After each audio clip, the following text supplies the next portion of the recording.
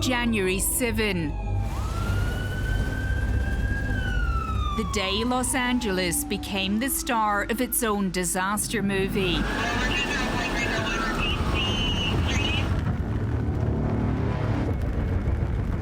Multiple fires erupted across the city, bearing down on some of its wealthiest postcodes. Please leave the area. This is a life-threatening situation. Los Angeles had seen wildfires before, but not on this scale.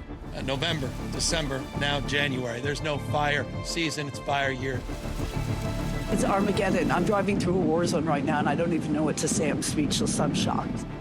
Mass evacuations led to gridlock.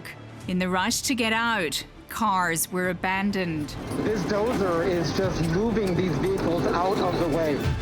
The Palisades and Eaton fires were the largest, burning for 3 weeks, ravaging 150 square kilometres of homes and bushland.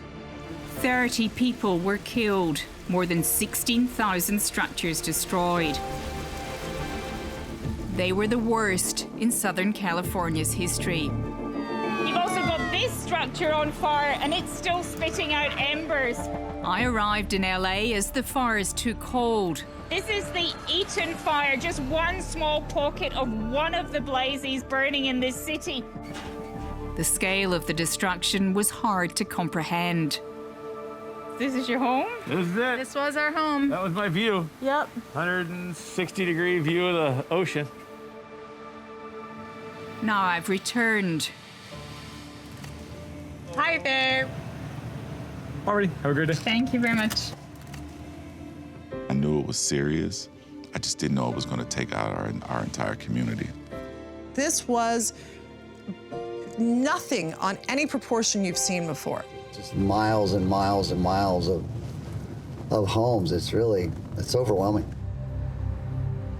I want to know what went wrong and where to now for those who've lost everything.